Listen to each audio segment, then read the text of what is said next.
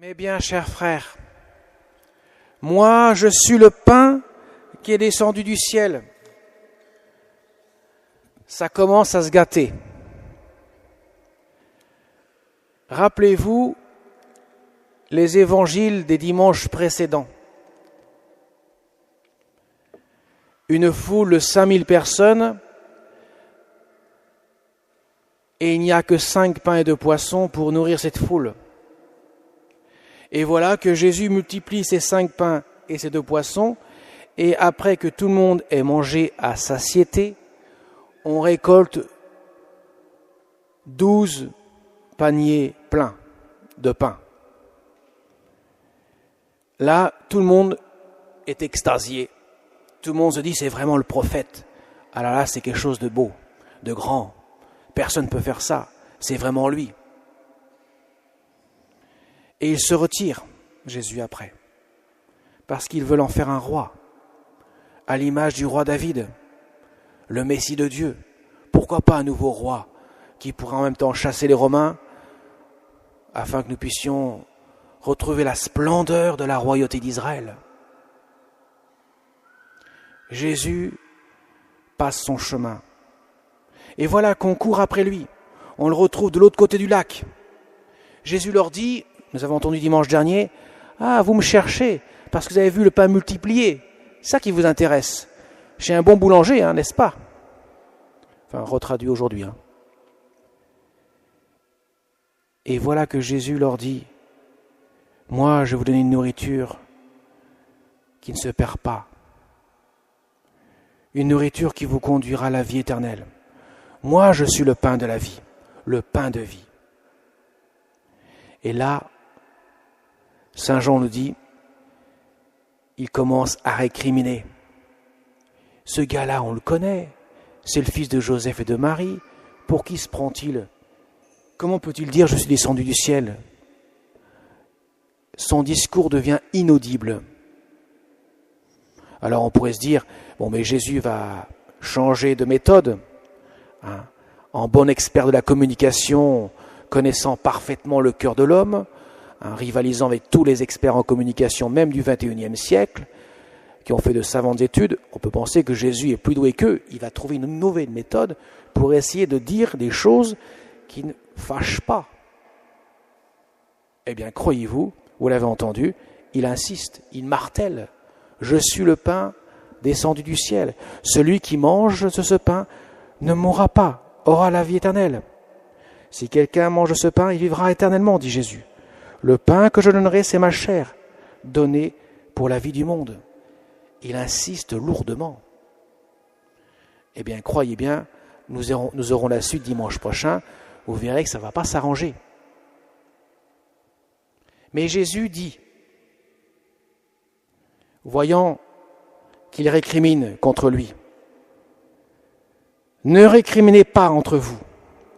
Personne ne peut venir à moi si le Père qui m'a envoyé ne l'attire, et moi je le ressusciterai au dernier jour. » Jésus met le point là où ça fait mal.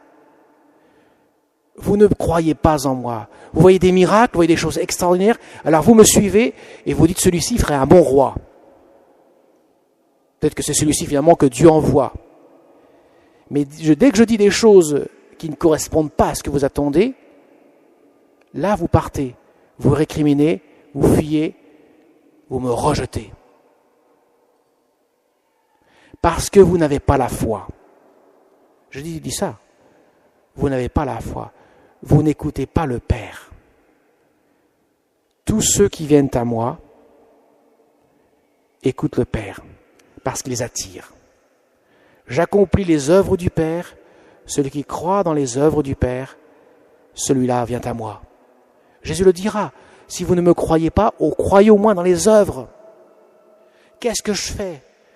J'accomplis les œuvres du Père. Quand Jean le Baptiste sera dans sa prison, emprisonné par Hérode, parce qu'il l'accuse d'adultère, prenant la femme de son frère, il commencera à se poser des questions. Mais est-il bien celui qui doit venir ?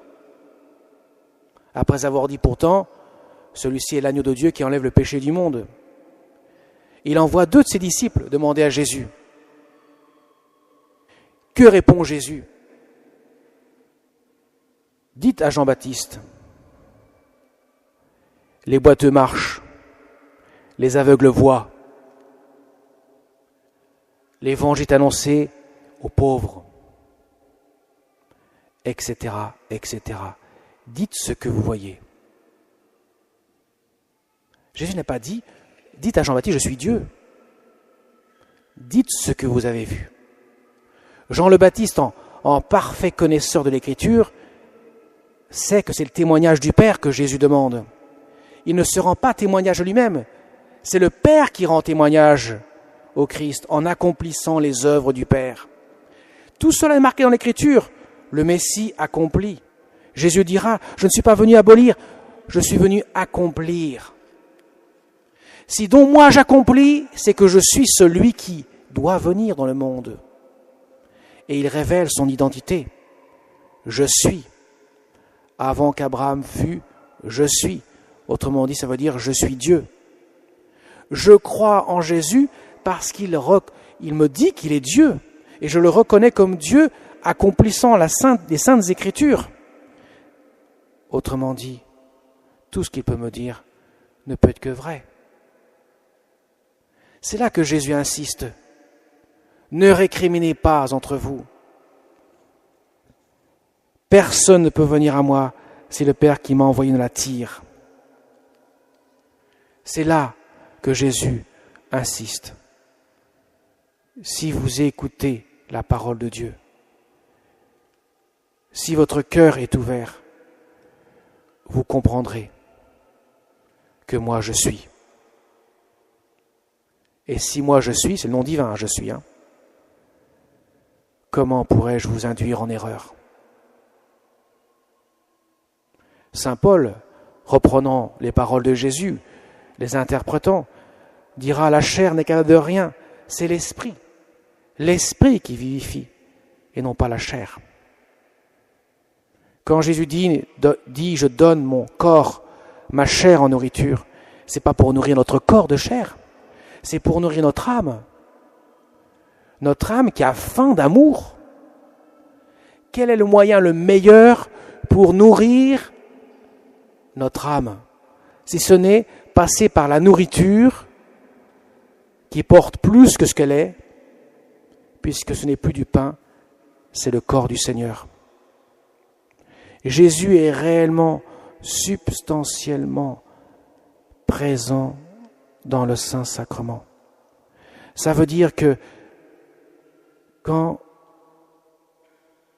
vous avez l'hostie élevée devant vous, après la consécration, quand vous voyez l'hostie devant vous lors de la communion, c'est Dieu, la deuxième personne de la Sainte Trinité.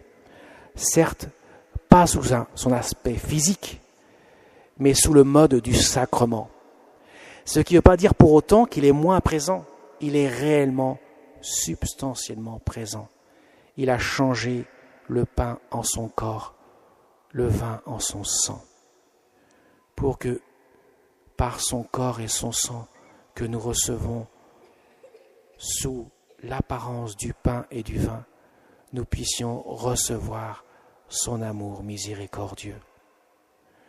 Nous avons besoin de communier à l'amour de Dieu.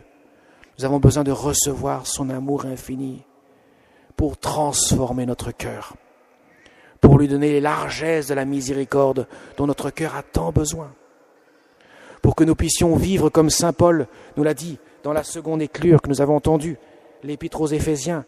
Cherchez à imiter Dieu, puisque vous êtes ses enfants bien-aimés. Vivez dans l'amour, comme le Christ nous a aimés et s'est livré lui-même pour nous, s'offrant en sacrifice à Dieu comme un parfum d'agréable odeur. Une fois de plus, nous voyons, ce n'est pas tant nous qui nous sanctifions en faisant des choses bonnes. Nous ne sommes pas des pélagianistes, comme l'a dénoncé fortement le pape François dans sa dernière exhortation apostolique sur la sainteté. Nous ne faisons pas les choses à la force du poignet pour devenir un saint. Ce n'est pas les plus doués, ceux qui seraient le bardé de plus de dons naturels qui seraient les plus aptes à entrer dans le royaume de Dieu. Non, c'est Dieu lui-même qui nous élève jusqu'à lui. La plus grande sainte des temps modernes, disait Pie XI, Sainte Thérèse de l'Enfant Jésus, avait compris cela. Quand elle voyait la rudesse d'un Saint Bernard, qui avait grand saint, mais qui avait aussi une certaine ascèse qui pouvait quelque peu la rebuter, elle disait, moi je préfère prendre l'ascenseur qui monte vers le ciel en montant dans l'amour du Seigneur, si je peux m'exprimer comme cela, en prenant l'ascenseur de l'amour de Dieu, qui nous élève jusqu'à lui. En pleine période de pélagianisme, de jansénisme, pourrait-on dire, qui est une manière, une forme équivalente, ce qui fonde toujours sur l'œuvre des hommes et non pas sur la grâce de Dieu, eh bien, elle avait compris que c'est Dieu qui me sanctifie, c'est Dieu qui m'élève jusqu'à lui. Le seul devoir que j'ai en quelque sorte, c'est d'ouvrir mon cœur pour que tout ce que je puis faire, toutes les choses bonnes que je puisse faire, soient portées par l'onction de l'amour de Dieu et non pas seulement le résultat de mes dons naturels. Ça, Sainte Thérèse l'avait compris. Elle avait compris que les missionnaires qui partent dans le monde, c'est parce qu'il y avait l'amour de Dieu derrière. Le prêtre qui offre sa vie, c'est l'amour de Dieu. La religieuse qui offre sa vie, c'est l'amour de Dieu. Toutes les vocations trouvent leur source dans l'amour de Dieu, la miséricorde du Seigneur. Et la Vierge Marie, celle que nous allons fêter dans quelques jours, celle qui a compris mieux que quiconque ce qu'était la miséricorde du Seigneur, elle qui n'a quasiment rien fait d'extraordinaire dans sa vie. L'Évangile nous en parle très peu. Elle a très peu parlé, elle a dit très peu de mots. Seulement des mots de la confiance, le fiat de l'annonciation, et seulement les mots de l'encouragement à suivre la volonté du Fils de Dieu. Faites tout ce qu'il vous dira. Sinon, son cœur est transparent de lumière de Dieu. Son cœur est dans le silence intérieur de la vie spirituelle, la vie de grâce. Elle était celle qui n'a cessé de contempler l'amour de Dieu, celle qui n'a cessé de chercher à faire la volonté de Dieu. Voilà, la Vierge Marie nous montre le vrai chemin. Ouvrir notre cœur à Dieu pour que Dieu puisse demeurer en nous. Tel est le sens du discours du pain de vie dont nous entendrons la suite dimanche prochain et nous verrons combien Jésus ne pouvait pas laisser à côté cet enseignement vital pour notre vie spirituelle, car s'il ne vit pas en nous, il ne pourra pas nous sauver. Voilà pourquoi Jésus dit, celui qui croit en moi, même s'il meurt, vivra. Amen.